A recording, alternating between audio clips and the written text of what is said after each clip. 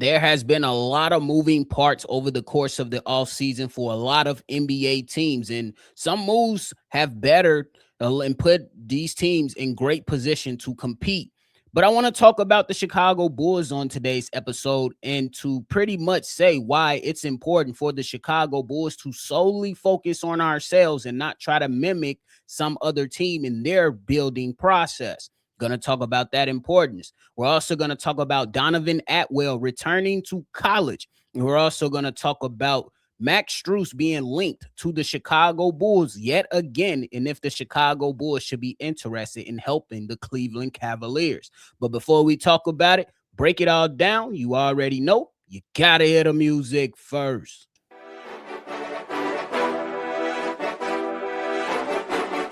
Cognac. Gang.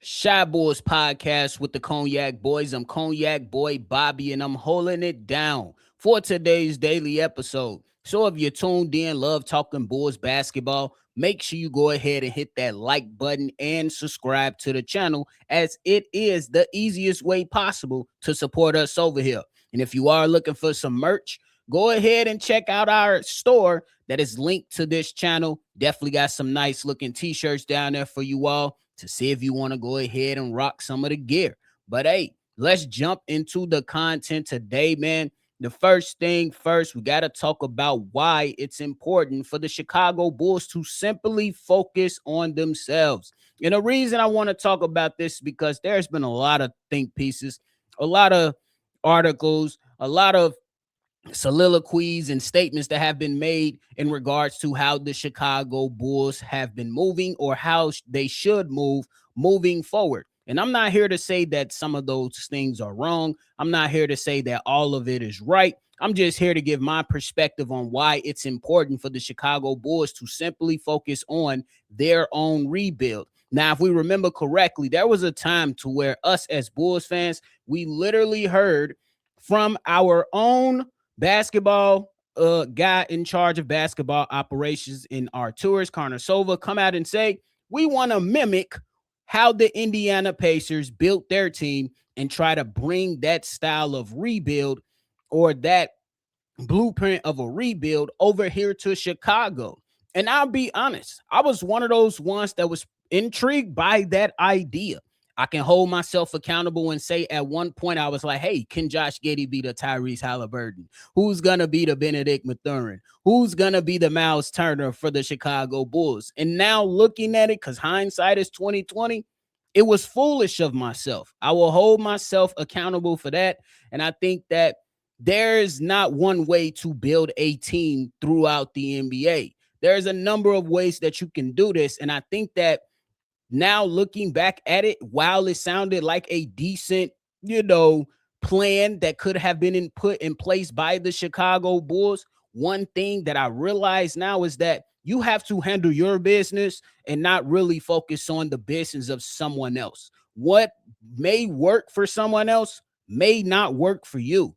And that's why I'm having this discussion today on why we should be simply focusing on ourselves. Because we look over the course of years, you look at how the league had moved into the Golden State Warriors small ball era, and teams attempted to go small and match up with the Golden State Warriors, and they just couldn't keep pace. That was their formula. That was their style of play, and that was specific to them based on the personnel that they had with their big three, with Draymond Green, Klay Thompson, and Steph Curry. And a lot of teams, though they attempted to try to slow that team down, not many teams came close, and a lot of teams weren't able to beat them and stop them from getting those chips that they want.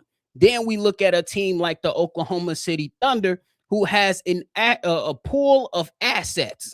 You know what I mean? And that came about simply by those guys pretty much starting off with Kevin Durant, Russell Westbrook, and James Harden. James Harden ended up leaving. They stick around, duke it out for a couple years, make some runs at some playoffs. Kevin Durant leaves, and then, other moves with Paul George, and then ultimately Paul George being flipped over to the Los Angeles Clippers. They get themselves a Shea. Then it does not necessarily work out with Russell Westbrook, so they ship him off. So they were able to accumulate this pool of assets that may not be available to a lot of teams based on how they were structured at the beginning of all those transactions that happened after, after each other, year in and year out. A lot of teams are not going to have that homegrown structure to where, okay, you're moving stuff around. You have some all-stars, you have MVP candidates, you have a 6-man off the bench that is ultimately going to leave, and then some other guys may going to be moving, and you're going to have those moving pieces to where you could just constantly stack. And then one of the players that you trade for in Shai Gilgeous-Alexander, he now becomes an MVP and help you accumulate a championship. It's not always going to work out like that for everybody. Now we're moving into what I believe is the adjustment to the Wembanyama sweepstakes, in my personal opinion. You're going to see, at least from my eyes and my point of view, you're going to see a lot of teams pivoting to get bigger so they can go out there and make sure that they match up with Wembanyama, which is not a bad idea, but there's also a way that I kind of see some teams trying to mimic the style of play of the San Antonio Spurs with their 5-out type of play. Having all these lengthy quote unquote guard / forwards, which Dylan Harpers of the world, the Aaron Foxes of the world, and just having those guys all out there and just kind of spreading it out and doing things like that. One team I kind of believe is mimicking that is the Minnesota Timberwolves, and we'll see how that works out. But at the same time, while teams are adjusting, you cannot lose sight of what's in front of you, and that's what I'm hoping for the Chicago Bulls here. The Bulls really need to lock into their own rebuild because we don't have the same personnel as a San Antonio Spurs. We don't have the same personnel of a OKC. And we also can point to the defending champions now with the New York Knicks, who didn't draft all of their players that's on the winning that helped win the championship. They took some big swings. They had an evaluation period to say, you know what, Jalen Brunson, it's looking like it's not going to work out in Dallas. We'll give you this money. Hey, Minnesota, you're looking like you're not too interested in Karl-Anthony Towns. Bring him on over. Hey, Brooklyn Nets, we understand that it might cost us a little bit too much, but give us Bridges. So they did their things their way. That's why I'm bringing this up. Every team mentioned, the Golden State Warriors, the Oklahoma City Thunder, the San Antonio Spurs, and lastly, the New York Knicks, they did things their own way. The biggest thing is that they locked in on their process. That's not to say that they did not take chances with trades. That's not to say that they did not take chances in the free agency market. The point is that there is not one way that you have to do this. That is not simply sitting back, stockpiling picks, and then, hoping that you strike gold. There is not just saying, hey, we're going to dish out all our draft capital for said player and then hope that player is just going to help us get over the top. So for the Chicago Bulls' sake is, at least for the moment now, speaking on today, my hope is that we can just lock in on us. Give this team an evaluation period to where then you can make adjustments. Let's not go out there and try to be someone else. We're not the Atlanta Hawks. We're not the Philadelphia 76ers. We are the Chicago Bulls who have to handle business our way and not get fooled in certain negotiations to where we dishing out talent and then hurting ourselves in the type of return that can come on to this team. And now when I look at it, I'm hoping that we have an evaluation period to see if there's some growth that's going to transpire with Max Buzelis. An evaluation period to see, will you have some glimpses and some moments of the potential of your number 4 draft pick in Caleb Wilson, to take a moment and see if a guy like Josh Giddey can make this work with probably his best uh surrounding talent that you could ask for, at least at this moment in time, on the Chicago Bulls. At this moment in time, maybe we shall see who can be a contributor to winning on this basketball team. I believe is what we need to be evaluating first before there's any move or moves made to restructuring this team. That does not mean that the Chicago Bulls should just be, you know what I'm saying, sitting back on their laurels. Obviously, if a phone call comes in and it benefits the Chicago Bulls, you absolutely consider it. And if you feel like it's best for the sake of the team, you swing. But I don't believe in just making deals happen just to make a deal happen. I believe when you made the Nick Claxton trade, that was a move that can benefit and help the Chicago Bulls. I believe when you go out there and you sign a Norman Powell, that's a move that could benefit and help the Chicago Bulls. Some questionable ones that a lot of us have been talking about over the last few weeks is the Benedict Mathurin trade. Does that really benefit the Chicago Bulls? It's a discussion that we all been having, and it's a discussion that will continue to happen unless those talks completely get shut down by Benedict Mathurin either getting traded somewhere or signing with the LA Clippers. We shall see. But ultimately, the end of the day, the Bulls don't need to try to be the next New York Knicks. The Bulls don't need to try to be the next Oklahoma City Thunder or the San Antonio Spurs or the Indiana Pacers. The Chicago Bulls need to be the next version of themselves, the next iteration of Chicago Bulls basketball. That is the point. Let's focus on ourselves. Let's ensure that we're moving diligently. Let's ensure that we're making moves that benefit the Chicago Bulls and go from there and adjust accordingly. That's how I'm feeling. Y'all let me know how y'all feeling about all those things down below. Now, I want to switch gears and pretty much talk about Max Strus being linked to the Chicago Bulls.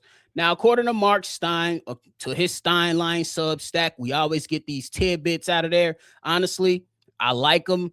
There's a lot of good information that come within these. You take it for what you will and however you're going to take it, but I enjoy it.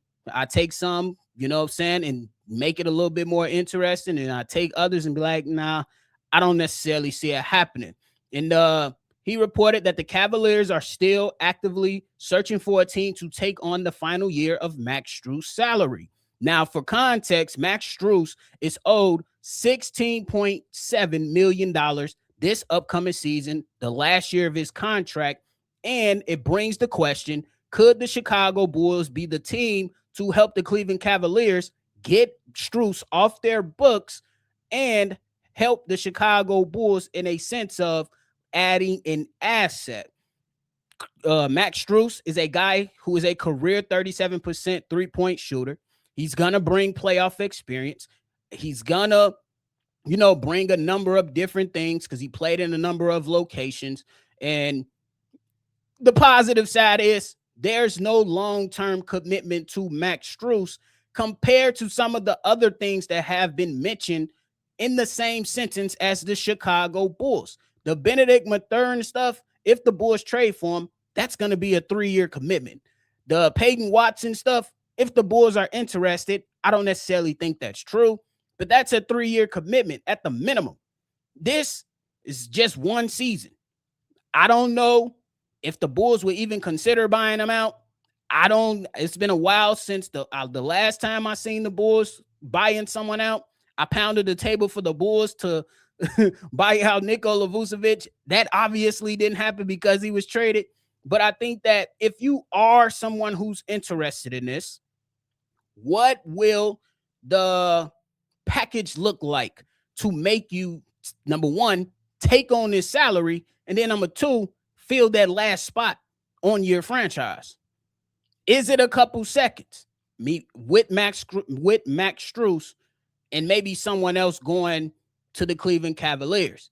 Now, one person that has been linked in some trade talk that's currently on the Bulls is Isaac Okoro, which I don't think the Cleveland Cavaliers will be interested in because they traded Isaac Okoro from their team to the Bulls.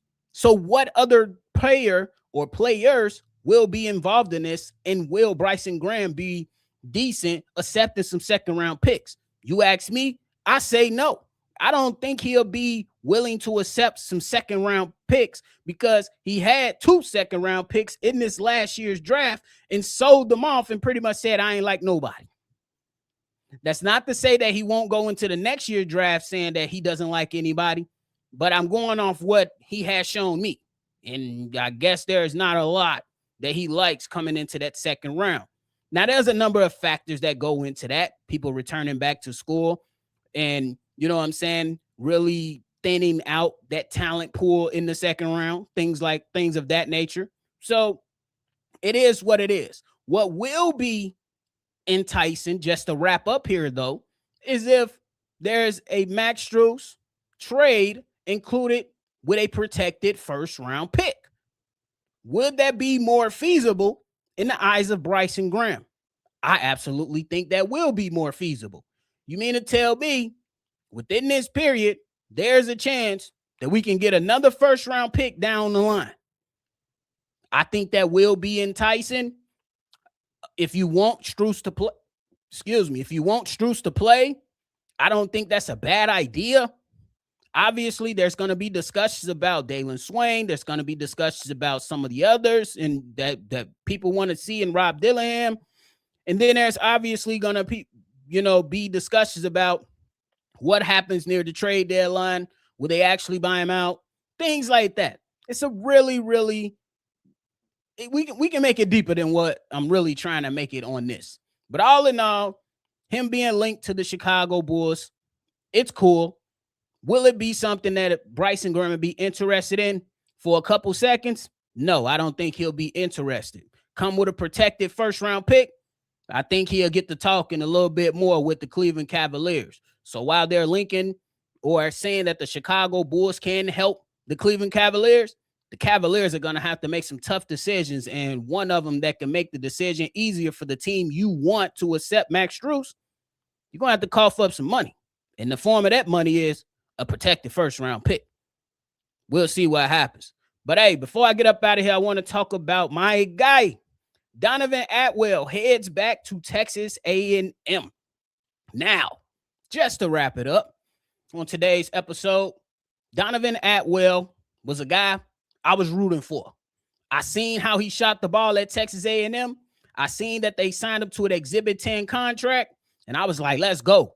Then seen him in Summer League and seen that he is a three-point specialist for sure that could potentially help the Chicago Bulls. But throughout this span after Summer League until now, he was fighting for eligibility. And they came down and granted him that extra year of eligibility. And I don't blame him from going back to Texas A&M. I really don't. My personal opinion, go get that bag. Go get that bag. However much it is. There, I tried to search for how much the dollar amount is. Couldn't find it online. It's still held private. But hey, go and get the assuring thing. Maybe go out there and build yourself up. Work on your craft a little bit more at just 22 years old. And who knows? Maybe you do raise your draft stock and may have a way into being drafted literally. Like maybe getting drafted officially. Now, there's one side of the discussion to where some people could say that he should have went to the Chicago Bulls to compete, but there's no guarantees of that.